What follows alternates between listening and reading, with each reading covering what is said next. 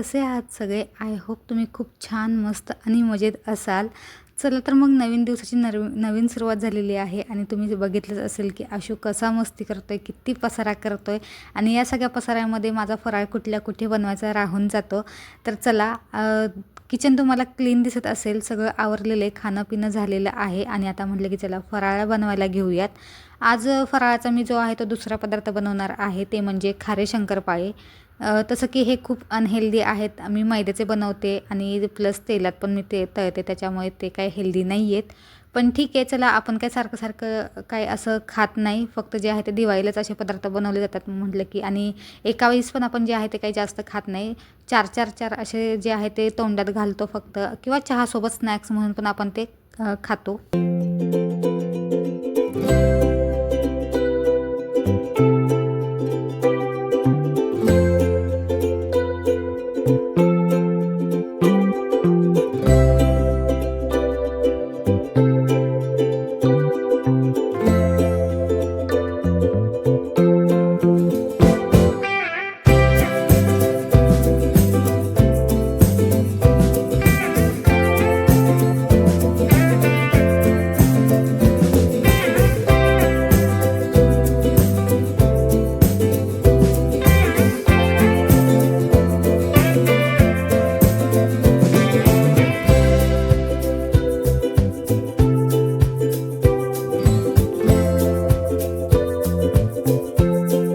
तर दिवाळीचा फराळ हा आपण आपल्या आवडीनुसार बनवतो. खारे शंकरपाळ्या हे जे आहे ते आम्हाला चहासोबत खूप जास्त आवडतात. म्हटलं की चला त्यात जे आहे त्याच बनवायला घेऊयात आणि खूप जास्त वेळ पण नाही लागत, क्विक अशा बनवून होतात. फक्त एवढंच की कोणी डिस्टर्ब करायला नाही पाहिजे. जसं की आता आशू मागाशी बघितलं असेल की तुम्ही, जो आहे तो हॉलमध्ये त्याचा पसरा काढणं चालू आहे. तर म्हटलं की आपण काय त्याच्याकडे लक्ष द्यायला नको, जे आहे ते पटकन अशा शंकरपाळ्या बनवून घेऊयात.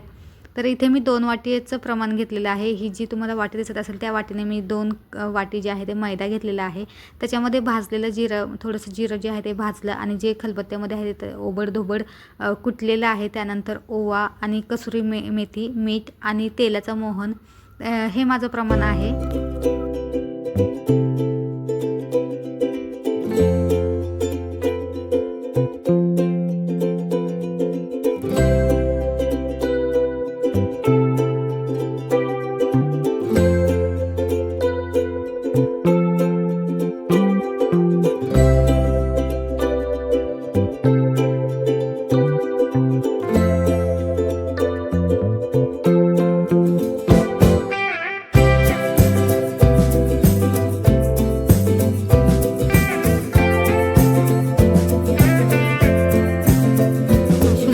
नादात जी आहे ती इथं माझी थोडीशी गडबडच झाली. तेलाचं मोहन जे आहे ते मला थोडंसं कमी पडलं. मी आधी जे आहे ते 1 पळी तेलाचं मोहन घेतलं होतं, पण मग नंतर काय त्यांनी जास्त अशी बाइंडिंग आली नाही. हे बघा, तुम्ही इथं बघू शकता की जे असा पिठाचा गोळा तयार झाला पाहिजे तो काही अजिबात होत नव्हता. मग म्हटलं की थोडंसं जे आहे ते तेलाचं मोहन आणखीन घेऊयात.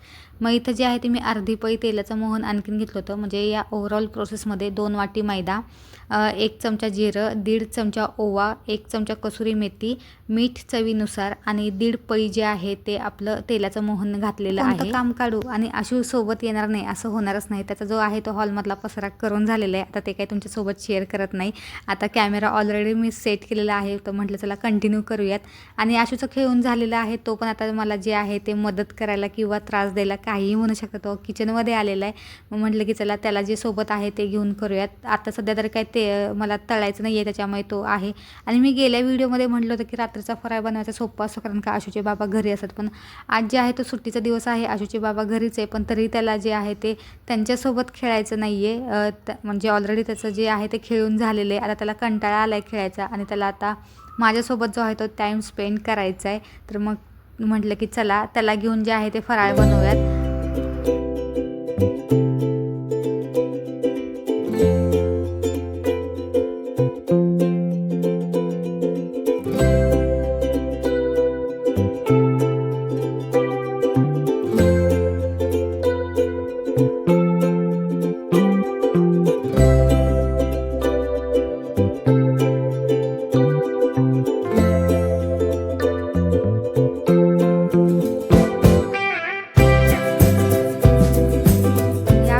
लक्षात ठेवलं होतं की पीठ जे आहे ते आपल्याला घट्ट मळायचं आहे.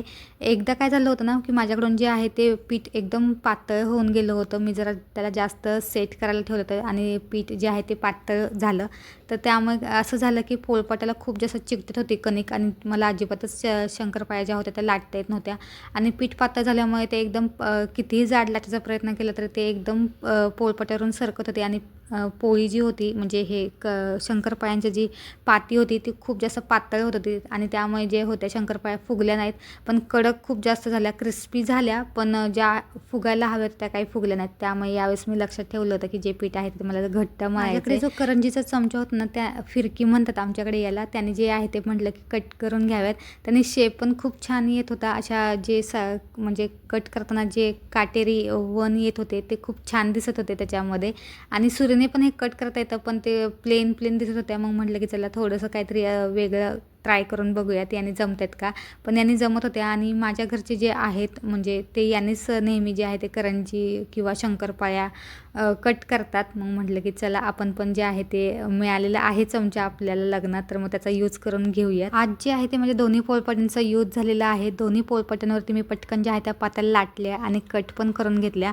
जोपर्यंत तेल असं गरम होत होतं म्हटलं की ते आधी काम करून घेऊया. आशूला इथे त्याच्या आवडीचं मनसोक्त पाणी खेळायला दिले, त्याच्यामुळे तो त्याच्यातच बिझी आहे. म्हटलं की पटकन जे आहे ते आता आपले हात चालवूयात. एका साईडला मी ऑलरेडी कट करून ठेवल्या होत्या, कढईत जे आहे ते ऑलरेडी एक घाणा होत होता. आता म्हटलं की लाटून पण घेऊयात म्हणजे जे आहे ते पटपट कामं उरकतील आणि हे जे आहे काम ते लवकरात लवकर संपेल आणि जे दुसरा मला फराळ बनवायचा आहे तो पण मला बनवता येईल.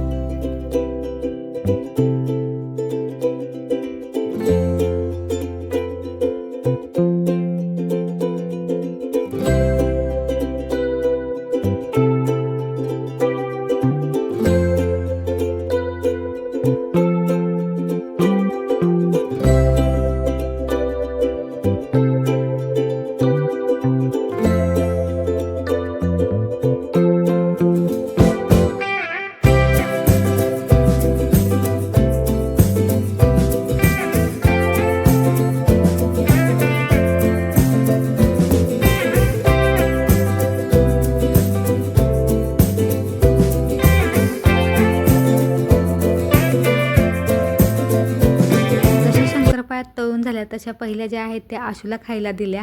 म्हणले की चला जरा वेळ तरी तो शांत खाली बसेल आणि मला जे आहे ते किचनवरती काम करून देईल. तुमची पण लहान मुलं किचनमध्ये अशीच लुडबुड करतात का किंवा फराळ करताना ती पण तुम्हाला अशीच त्रास देतात का? तर ते नक्की मला कमेंटमध्ये सांगा किंवा तुम्ही कसं मॅनेज करता हे पण मला सांगा. कारण का मला जे आहे ते अजिबातच कधी तर अजिबातच मॅनेज होत नाही. पण ठीक आहे, कसं तरी मी करते. आशूचे बाबा असं त्यामुळे जे आहे तर निम्मा मला हातभार लागतो आशूला घेण्यासाठी. पण जेव्हा ते ऑफिसला असतात आणि जेव्हा आशूला पूर्ण सांभाळायची जबाबदारी माझ्यावरती येते तेव्हा तर मग मी जे आहे ते मला कळतच नाही की मी कसं काम करायचं आणि कसं नाही. माझ्या तर शंकरपाळ्या करून झाल्या होत्या आणि मी जे आहे इथं मस्तपैकी खात होते कारण का त्या एवढ्या छान झाल्या होत्या. तर म्हटलं की चला आवरता जे आहे ते 2-4 तोंडात टाकूयात म्हणजे जे आहे ते कामं पटकन करता येतील. आता गंमत अशी झाली की ज्या मी शंकरपाळ्या केल्या होत्या त्या मला असं वाटलं की खूपच कमी झाल्यात. मग मी पटकन जे आहे ते परत 2 वाट्यांचं प्रमाण घेऊन आणखीन पीठ मळालं आणि त्याच्या ज्या आहेत त्या पटकन अर्ध्या ते पाऊण तासात ज्या शंकरपाळ्या होत्या त्या माझ्या करून झाल्या. तेवढ्या वेळात जे आशू झोपला होता त्यामुळे मला असं वाटतं की ह्या ज्या आहेत शंकरपाळ्या त्या माझ्या पटकन करून झाल्या. ह्या बघा, ह्या मी पिशवीत भरून ठेवल्या. त्या मी आत्ता मगाशी केल्या होत्या त्या शंकरपाळ्या आहेत त्या एवढ्याशाच झाल्या. मला असं वाटलं की नाही जरा खूपच कमी आहेत, अजून जरा थोड्या जास्त करायला पाहिजेत कारण का गावी न्यायचे आहेत मला आणि आपल्याकडे असं असतं ना की फराळ जो आहे तो वाटला जातो, मग त्या काही मला पुरणार नाहीत म्हणून जे आहे ते मी जास्तीच्या परत शंकरपाळ्या आहेत त्या करायला टाकल्या. रात्रीची जे आहे ते मी फराळाचा तिसरा पदार्थ करायला टाकला होता, चकली. जसं माझं जेवण झालं, किचन ओटा क्लीन केला म्हणजे माझं 8:30 पावणे 9च्या दरम्यान सगळं किचन ओटा आवरून झाला असेल आणि त्यानंतर जे आहे ते मी चकलीचं रेडीमेड पीठ आणलं होतं ते मी भिजवलं मस्तपैकी. त्याला जे आहे ते गरम पाणी आणि तेलाचं मोहन टाकून 15 मिनटं फक्त ठेवायचं आणि मग करायला घ्यायचं असं माझं ठरलं होतं. म्हणजे मला असं वाटतं की मी 9 वाजता ज्या आहे त्या करायला घ्यायला हव्या, 9 ते 9, 9:15 वाजता मी करायला घ्यायला हव्या होत्या.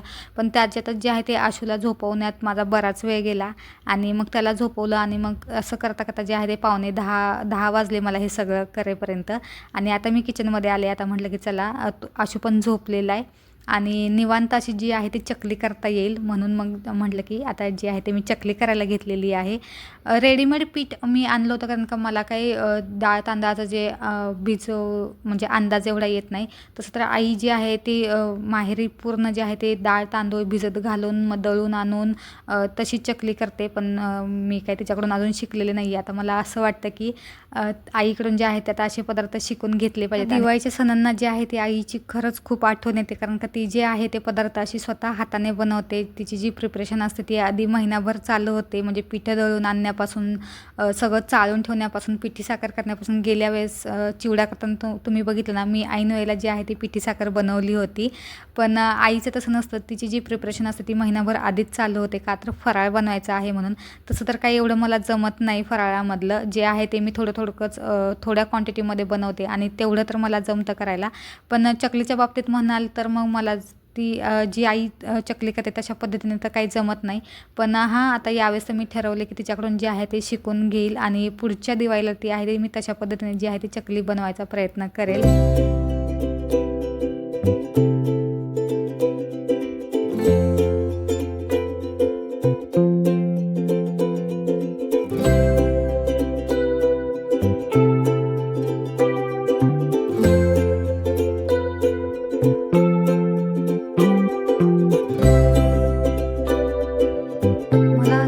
आठवते की मी ही चकली जी आहे ती 4 वर्षापूर्वी बनवली होती. त्यामुळे आत्ता असं झालं की मला चकली तेलात टाकायची कशी आणि तळायची कशी हेच मला आठवत नव्हतं. कारण मी जो पहिला घाणा होता चकलीचा तो तेलात टाकला आणि पटकन अशी जी आहे ते उलटायला गेले. पण त्याच्यात काय होत होतं की चकली जी आहे ती एकदम अशी मध्येच तुटत होती. मग म्हटलं की ठीक आहे, तिला अजून जे आहे ते एका साईडने तळून द्यावं आणि नंतर थोडीशी कडक झाली ना की ती दुसऱ्या साईडनं अशी पलटी करावी. हे बघा, तुम्ही इथं बघितलं असेल की जी पहिला घाण होता तो मला अजिबातच व्यवस्थित तळता नाही आला. कसा बसा तो आहे तो मी तेलात चकली जी आहे ती तळून घेतली.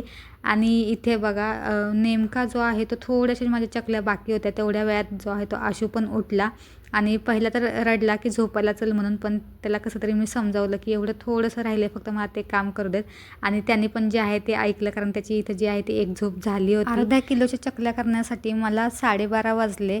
सगळं व्यवस्थित आवरेपर्यंत, शेवटचा घाणा तळेपर्यंत बराच जो आहे तो उशीर झाला. आशू जो आहे तो मस्तपैकी बाहेर ते खेळत होता बाबांसोबत. तर अशी होती माझी ही चकलीची कहाणी. आणि रात्री बघा मी किती 9ला करायला घेतली होती, 3 तास लागले मला चकली करण्यासाठी. चला तर हा माझा व्हिडिओ जो आहे तो इथंच संपवते आणि आय होप तुम्हाला हा व्हिडिओ आवडला असेल तर लाईक करा, शेअर करा आणि कमेंट्स करा. भेटूयात पुढच्या व्हिडिओमध्ये. तोपर्यंत तुम्ही पण तुमची दिवाळी एन्जॉय करा. बाय.